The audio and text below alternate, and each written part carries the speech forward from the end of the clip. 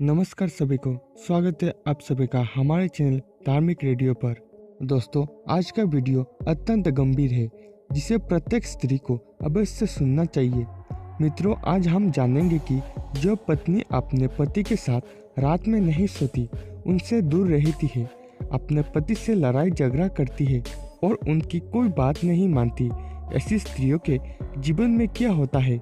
क्या उन्हें इसका दंड भोगना पड़ता है? मित्रों, आपको जानकर हैरानी होगी कि कामदेव ने ऐसी स्त्रियों के लिए एक घोर श्राप दिया था जो उनके पूरे जीवन को नष्ट कर सकता है। लेकिन यह श्राप क्या है और इससे बचने का कोई उपाय है या नहीं? मित्रों, यह कथा हर स्त्री और पुरुष के लिए आंखें खोलने वाली है। इसे अंत तक जरूर सुने, क्योंकि जो बातें आप आज जानने वाले हैं वे आपके जीवन की सोच को हमेशा के लिए बदल सकती है। तो चलिए मित्रों, इस रहस्यमयी और चौंकाने वाली कथा को शुरू करते हैं, जिसे सुनने के बाद आपको आपके सभी प्रश्नों के उत्तर मिल जाएंगे। उससे पहले मित्रों, अगर आप हमारे चैनल पर नए हो तो हमारे चैनल को सब्सक्राइब करके रखें और हमारे चैनल के सभी वीडियो को देखने का अनुरोध रहा। मित्रों, प्राचीन काल में चंद्र नाम का एक राज्य था। वहाँ एक किसान रहता था जो दिखने में साधारण था, लेकिन उसकी पत्नी अत्यंत सुंदर और आकर्षक थी। उसकी सुंदरता को देखकर हर कोई मोहित हो जाता था। मित्रों, एक दिन की बात है। रात के तीसरे प्रहर में किसान चुपचाप अपनी चारपाई से उठा और सबसे नजर बचाते हुए घर से बाहर निकल गया।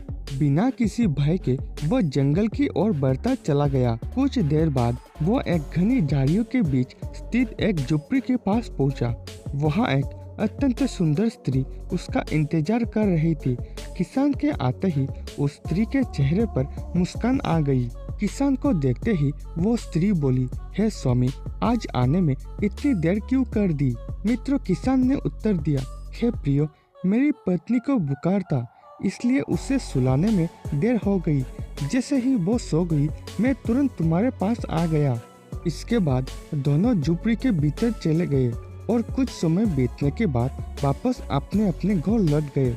इस प्रकार किसान अपनी पत्नी को धोखा देकर स्त्री से मिलने को आता था और वो स्त्री अपने पति को धोखा देकर इस किसान से मिलने आती थी।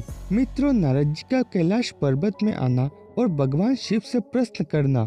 कुछ समय बाद कैलाश पर्वत पर भगवान शिव ध्यान मग्न बैठे थे। उसी समय नारद मुनि नारायण नारायण कहते हुए वहां आए और भगवान शिव को प्रणाम किया। मित्र, भगवान शिव ने नारद मुनि को देखते ही पूछा, हे देवर्षि, कहिए आज किस प्रयोजन से आना हुआ? नारद मुनि बोले, हे प्रभु, आज मैंने पृथ्वी लोक पर एक अत्यंत विचित्र दृश्य देखा। एक स्त्री अपने पति को सुलाकर रात में जंगल की ओर गई और वहां एक अन्य पुरुष से मिली। दूसरी तरफ एक पुरुष जो अपनी पत्नी और बच्चों को सोता छोड़कर उसी स्त्री से मिलने आया और दोनों ने शारीरिक संबंध स्थापित किए और घने जंगल में एक झोपड़ी के अंदर दोनों ने संभोग किया। हे महादेव, कलयुग में पति पत्नी एक दूसरे को धोखा क्यों दे रहे हैं? वे अपने रिश्ते की मर्यादा क्यों भंग कर रहे हैं? ऐसी स्त्रियों और पुरुषों को इसका दंड क्या मिलता है? मित्रों, भगवान शिव नारद जी से कहते हैं, हे नारद, तुम्हारा यह प्रश्न समस्त मानव जाति के कल्याण के लिए है। मैं तुम्हें एक कथा सुनाने जा रहा हूँ, जिसे सुनने के बाद तुम्हें तुम्हारी सभी प्रश्नों के उत्तर मिल जाएंगे। लेकिन तुम्हें इस कथा को ध्यान से अंत तक सुनना होगा और जो भी इस कथा को तुम्हारे साथ अंत तक सुनेगा उसके घर में माता लक्ष्मी का वास बना रहेगा और उसके परिवारजनों पर शनिदेव का छाया नहीं पड़ेगा। एक समय की बात है, एक गांव में एक धनवान व्यापारी रहता था। उसका पुत्र श्याम अधिक लाड़ प्यार में पला बड़ा था, लेकिन इस अधिक स्वतंत्रता के कारण वो बिगड़ गया। वो बुरी संगति में पड़ गया और शराब, जुए तथा अन्य बुरी आदतों से लिप्त हो गया। जब व्यापारी को यह पता चला तो उसने सोचा कि यदि उसका विवाह करा दिया जाए तो वो अपनी बुरी आदतों को छोड़ देगा। अंततः उसने अपने पुत्र का विवाह एक सुंदर और गुणवान कन्या रोहिणी के साथ किया। विवाह के बाद श्याम कुछ समय अपने पत्नी के प्रेम में डूबा रहा लेकिन उसकी जुए की लत नहीं छूटी। धीरे धीरे उसने अपनी पूरी संपत्ति जुए में हार दी। अब उसके पास ना धन बचा, ना कोई काम धंधा। एक दिन उसकी पत्नी रोहिणी बोली, हे स्वामी, अब हमारे पास खाने के लिए भी कुछ नहीं बचा है। आप राजा के पास जाकर कोई नौकरी क्यों नहीं कर लेते? श्याम राजा के पास गया, लेकिन वहाँ नौकरी केवल उन्हीं को मिलती थी जिनके पास कोई विशेष हुनर था।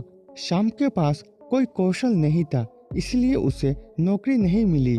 श्याम और रोहिणी को एक बेटी भी थी जो धीरे धीरे विवाह योग्य हो गई, लेकिन उसके पास धन नहीं था जिससे वो अपनी बेटी की शादी करा सके।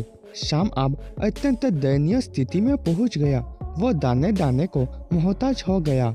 एक दिन जब वो अपनी पत्नी के पास काम वासना से प्रेरित होकर गया तो उसकी पत्नी गुस्से से बोली, हे स्वामी, संसार में सुख केवल शारीरिक नहीं होता। असली सुख अच्छे कर्मों और जरूरतमंदों की सहायता करने में है। जो लोग केवल अपनी वासनाओं में ही लिप्त रहते हैं वे जीवन भर पछताते हैं। रोहिणी ने आगे कहा, हे स्वामी, आज मैं आपको 3 सबसे बड़ी गलतियां बताने जा रही हूँ जिन्हें मनुष्य अनजाने में या जानबूझकर करता है और अंत में पछताता है। सबसे पहला, शिक्षा और हुनर का अभाव। जो मनुष्य अपने जीवन के प्रारंभिक समय में अच्छी शिक्षा और कोई हुनर नहीं सीखता, उसे अंत में अनेक कठिनाइयों का सामना करना पड़ता है। जब उसे धन और काम की आवश्यकता होती है तब वो असहाय महसूस करता है। दूसरी गलतियाँ, कार्य को टालने की आदत। यदि आप अपने जवानी में मेहनत करने की बजाय आलस और अय्यासी में समय बिताते हैं तो बुढ़ापे में आपको भारी कठिनाइयों का सामना करना पड़ता है। जो समय लौटकर नहीं आता वही सबसे बड़ा धन होता है। तीसरी सबसे बड़ी गलती, गलत संगति। मनुष्य को हमेशा अच्छे लोगों की संगत में रहना चाहिए। गलत संगति आपके भविष्य को नष्ट कर देती है और आपको बर्बादी की ओर ले जाती है। रोहिणी की बात सुनकर श्याम की आंखें खुल गई। उसने अपने किए पर पछतावा किया, लेकिन अब बहुत देर हो चुकी थी। मित्र भगवान शिव ने नारद मुनि से कहा, हे देवर्षि, यही कारण है कि स्त्री और पुरुष को अपने जीवन में संयम, ईमानदारी और अच्छे कर्मों का पालन करना चाहिए। जो स्त्री अपने पति को छोड़कर पराये पुरुष की ओर आकर्षित होती है उससे जीवन भर पछताना पड़ता है।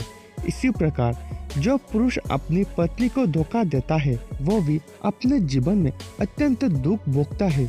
इसीलिए पति पत्नी को एक दूसरे के प्रति निष्ठावान रहना चाहिए और रिश्ते की मर्यादा का पालन करना चाहिए। मित्रों, ये कथा हमें सिखाती है कि जीवन में सही संगति, शिक्षा और मेहनत का कोई विकल्प नहीं है। यदि हम इन बातों का ध्यान नहीं रखते तो जीवन भर पछताना पड़ता है।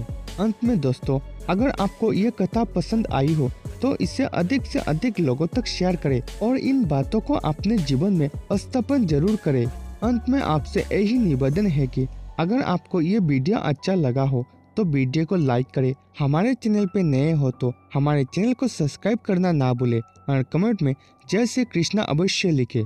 मिलते हैं अगले वीडियो में और एक ऐसी रोचक कहानी के साथ। हर हर महादेव।